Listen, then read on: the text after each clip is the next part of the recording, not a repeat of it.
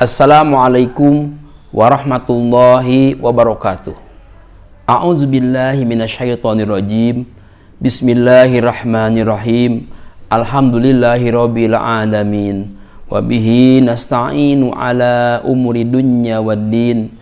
Wassalatu wassalamu ala asyrafil anbiya'i wal mursalin sayyidina wa nabiyyina wa rasulina Muhammadin sallallahu alaihi wasallama wa ala alihi wa ashabihi ajmain, amma ba'da.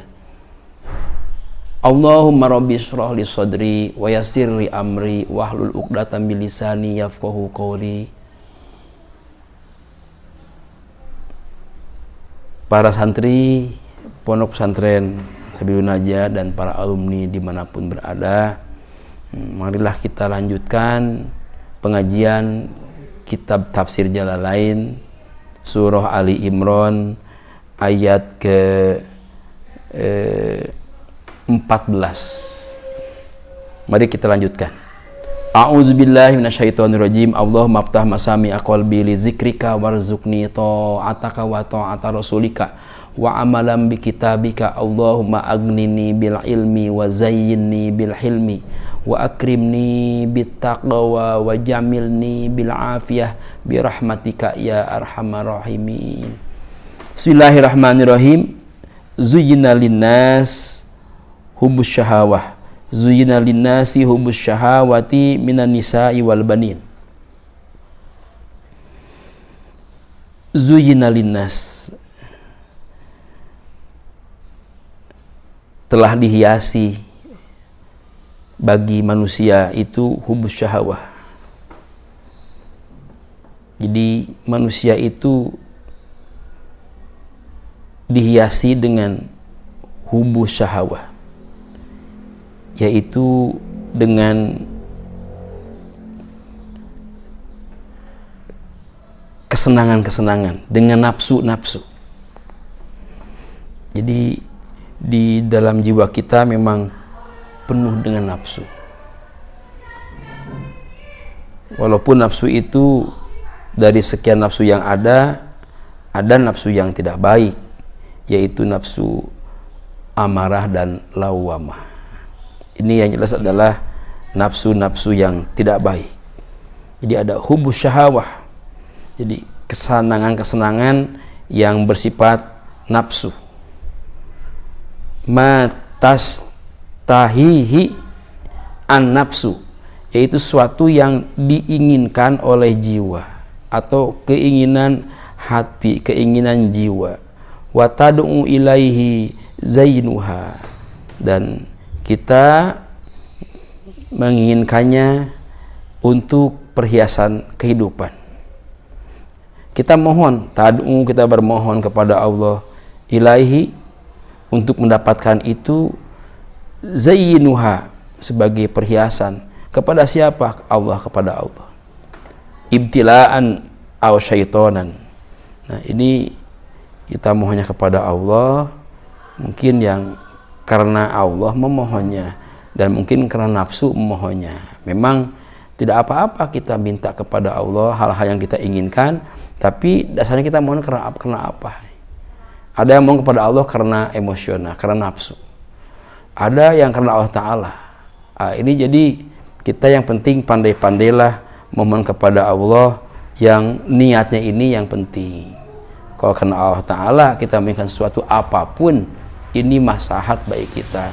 Jangan sampai kita memohonkan sesuatu justru latar belakangnya adalah bukan karena Allah, tetapi malah karena nafsu.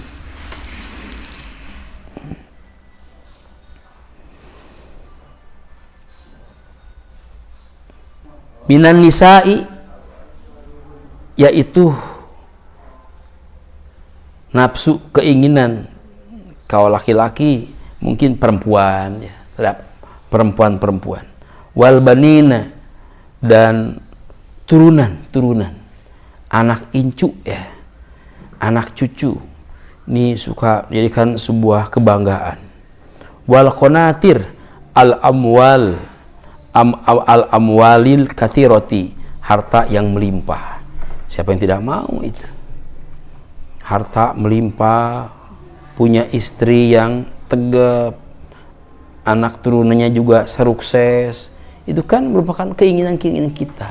Hanya keinginan kita itu supaya kita selamat, dasari keinginan ini bukan hanya untuk menyombongkan diri, menyombongkan keluarga, tapi untuk dalam rangka berbakti, bertakwa kepada Allah Subhanahu wa taala.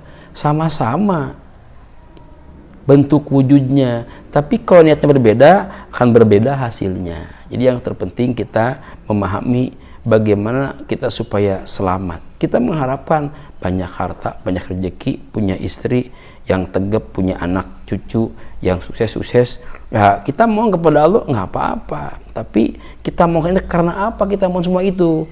Ya kalau karena Allah Ta'ala, semata-mata dalam rangka untuk bekal mengabdi, punya istri yang tegap dalam rangka untuk mengabdi kepada Allah, punya anak incu yang soleh-soleh yang sukses juga dalam rangka mengabdi kepada Allah, punya harta yang banyak untuk melaksanakan perintah-perintah Allah, ada perintah zakat, perintah ibadah haji, perintah kurban, perintah bersedekah, sebagainya. Itu kan sama-sama hartanya, tapi kalau sudah niat karena Allah, nanti pemanfaatnya pun juga akan lebih selamat. Kalau niatnya yang salah, supaya oleh orang disebut orang kaya, supaya orang disebut orang yang hebat, sudah jelas tujuannya beda. Nanti yakin kita kalau banyak harta tujuannya yang tidak karena Allah, zakatnya kagak, bawa sedekah. Kenapa? Sedekah sunat, apalagi sedekah zakat juga enggak. Kenapa merasa bahwa itu kan harta milik kita, kenapa mesti dibeli orang lain? Nah, kalau sudah awalnya memang niatnya tidak karena Allah, pasti dengan harta itu mah dia akan kejebak. Dengan harta yang dia miliki akan kejebak. Dulu contoh kan, pernah ada zaman Nabiullah Musa alaihissalam. Si Korun itu kan, itu karena latar belakangnya yang salah, dia punya harta yang melimpah, akhirnya justru dia ditelan bumi dengan semua hartanya gara-gara dia memang salah langkahnya dalam menerima anugerah dari Allah. Jadi berburu syukur dia malah mengkufurinya, maka akhirnya binasalah dia bersama hartanya. Nauzubillah. Wal muqantarati. Ya, udah banyak yang ditumpuk-tumpuk nih harta nih. Ya, kalau yang salah niatnya, jadi harta itu pasti untuk hanya memperkaya diri, supaya orang lain tahu bahwa kita orang kaya. Ditumpuk-tumpuklah harta supaya jadi banyak. Wah, dia banyak hartanya, supaya terkenal itu. Nah, sudah jelas tujuannya sudah tidak benar itu. Hartanya untuk dikumpul-kumpulkan, untuk dijadikan sebagai ajang pameran bagi dia kepada orang-orang yang lain, terutama orang-orang yang tidak mampu. Dahabi itu konatir bisa saja berbentuk emas, wal fiddah dan perak gitu ya. Wal khail al musawwamati. Jadi emas, perak kadang jadi ukuran sosial di tengah masyarakat, sehingga masyarakat seringkali kalau kemana-mana ini emas adalah seringkali menjadikan dia merasa lebih pede kalau pakai emas yang banyak. Tapi jangan salah, kalau ke warung bawa emas yang banyak nih, emasnya segini, kalau perlu di kakinya juga pakai emas juga, ke warung belanja, nanya, berapa ini harganya mang? 10.000, 2.000 aja ya, coba bayangkan. Emasnya banyak banget, nawarnya kecil banget kan, itu bikin orang geli kan. Kalau begitu udah aja, biasa-biasa aja. Nawar pun juga agak malu kalau gak bawa toko emas mah ke mana-mana. Dibawa toko emas, belanja di warung 10.000, tepat 2.000 lagi. Kan ini keterlaluan kan. Makanya jangan jual tampang, ntar kejebak sendiri. Ya orang lain juga bingung betapa dia ngumpul-ngumpul emas tuh. Nah, untuk seperti itu, padahal untuk kebutuhannya dia tidak terpenuhi, mahal dikit pun juga nawarnya habis-habisan, kasihan dia. Makanya kita kalau punya emas juga boleh nggak apa-apa, punya perak juga nggak apa-apa. Kalau udah waktunya haul dijakati lah. Kalau kan zakatnya ada kewajiban-kewajibannya, kita pakai sewaktu-waktu dalam hal-hal momen tertentu, tapi tidak untuk selama-lamanya kita pakai. Ke sawah, kebun juga pakai emas, buat apa sih? Udah aja kebun bawa keperluan kebun aja ya udah. Nah, makanya kita semuanya judulnya karena Allah Ta'ala. Wal khail al musawwamati, dan juga kuda pilih, kuda untuk tunggangan ya, Karena masa lalu ini tuh kuda ini, kalau seorang punya kuda yang kudanya bagus itu, kalau kita mungkin juga kuda-kuda pilihan yang luar biasa, itu mungkin dulu ibarat kita sekarang punya Mercedes-Benz itu, punya Tiger. Jadi betapa orang punya kendaraan, kuda yang mewah, kuda yang cakep, kuda yang gagah, itu seolah-olah seperti di alam sekarang punya Mercedes-Benz. Jadi udah punya kuda, udah kebanggaan sekali itu. Ya, ulangi lagi yang tadi, nggak apa-apa, hanya judulnya aja. Kita punya kuda yang mewah adalah karena Allah Ta'ala. Untuk apa? Minimal untuk keperluan transportasi di masa itu. Wal an'am, dan menginginkan banyak ingun-ingun, ya, banyak maksudnya ingun-ingun, banyak binatang ternak. Kita punya ternak yang banyak. Ail ibil wal bakar wal gonam, ya, berupa onta, sapi, dan juga kambing, ya. Nggak apa-apa kita punya hewan, tapi kita kan ada hak-haknya. Nanti kita bisa berkurban dengan hewan yang kita miliki setiap tahun, keluarga juga kurban semuanya. Kemudian dengan ternak yang ada, kita bisa berbagi dengan orang-orang miskin, kita bisa bersedekah, bisa zakat, ada zakatnya, ada bisa berkurbannya. Mungkin kalau ada yang terlahiran di keluarga juga gampang untuk akikahnya, segala macam lah. Artinya bahwa kita semua ini kalau sudah kenal Allah pasti dipergunakan untuk kepentingan beribadah kepada Allah, nggak apa-apa. Nabi Ibrahim juga terkenal dulu banyak sekali binatang ternaknya, nggak apa-apa dalam rangka mengabdi kepada Allah. Wal hars, nah itu tentang sawah dan ladang. Punya sawah, punya ladang yang luas. Boleh yang tadi, kalau niatnya karena ingin disebut orang kaya, sebut orang yang lega sawah, lega kebun, wah ini orang kaya nih. Ah, ini juga sudah salah. Nanti justru semakin banyak dia hartanya, semakin lupa kepada yang memberinya. Ini kan masalah dunia akhirat. Tapi kalau kita sudah judulnya karena Allah Ta'ala, kita punya sawah, kita punya kebun, banyak lagi, ya kita jadikanlah sebuah lahan untuk mendapatkan rezeki yang halal.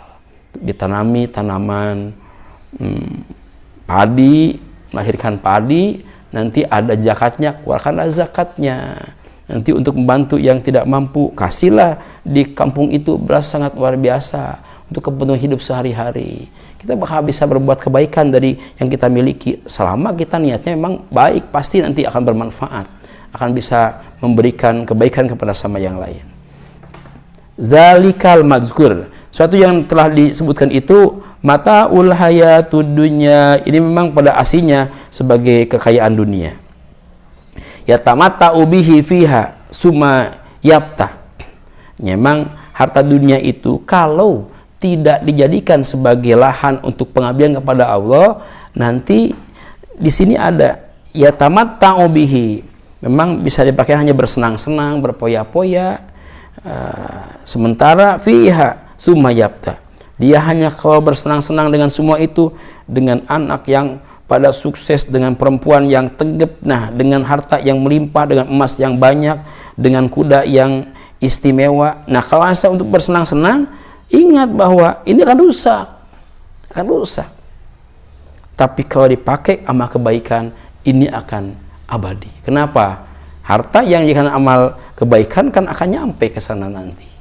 Misalnya di sini kita melakukan zakat, uangnya dikeluarkan zakat di sini, tapi kan ibarat itu simpan kita nanti di alam sana. Kita bersedekah, kemana aja kita nyumbang, itu kan nitipan saja, nitipan nih buat gua nanti di sana lah. Ini nitip doang nih. Ada penitia pembangunan pesantren, penitia pembangunan masjid, ini nitip doang nih, nitip penitia nih buat gua nanti di sana deh. Itu kan nitip saja. Maka harta yang dia miliki yang banyak diberikan kepada hal-hal yang bermanfaat, dipergunakan untuk hal yang bermanfaat, maslahat, maka harta itu justru tidak rusak, hanya berubah dari hanya bentuk beras, hanya bentuk uang, nanti akan bentuk pahala dan keberkahan dari Allah Subhanahu wa taala. Wallahu indahu husnul ma'ab. Nah, kalau hanya harta untuk hura-hura, harta untuk berpoya-poya, maka sebetulnya itu semua adalah tidak apa-apanya. Yang terbaik adalah husnul ma'ab. Wallahu innahu husnul ma'ab. Justru yang baik itu adalah sesuatu yang ada di Allah.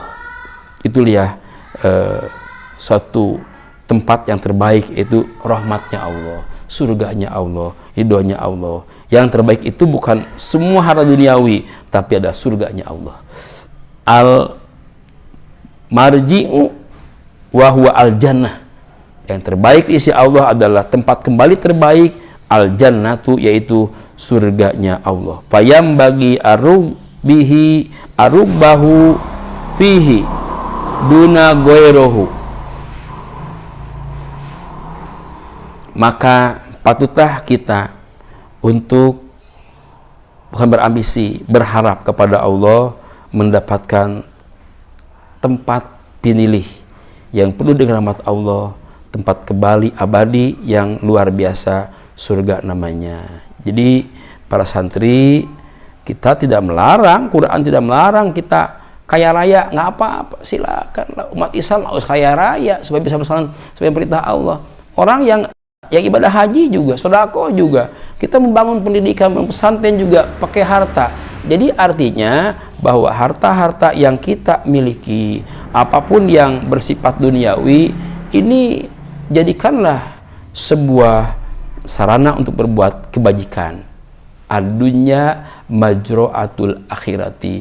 Jadikanlah sebuah tanaman yang bermanfaat untuk kepentingan hidup kita sekarang, untuk kelak di alam akhirat, yaitu pahala dan rahmat Allah Subhanahu wa taala. Saya kira itu saja pengajian kali ini yang saya sampaikan. Terima kasih atas perhatiannya. Semoga kita selamanya mendapatkan ridho Allah, taufik hidayah, lindungannya. Kita selamat dunia akhirat dan senantiasa diberikan oleh Allah berbagai kecukupan, bahkan diberikan harta yang melimpah untuk mengabdi kepada Allah yang penuh berkah. Terima kasih. Alhamdulillahirabbil alamin ala kulli hali wa ni'mah. Subhanakallahumma rabbana bihamdika asyhadu alla ilaha illa anta wahdaka la syarika laka astaghfiruka wa atubu ilaik. Wassalamualaikum warahmatullahi wabarakatuh.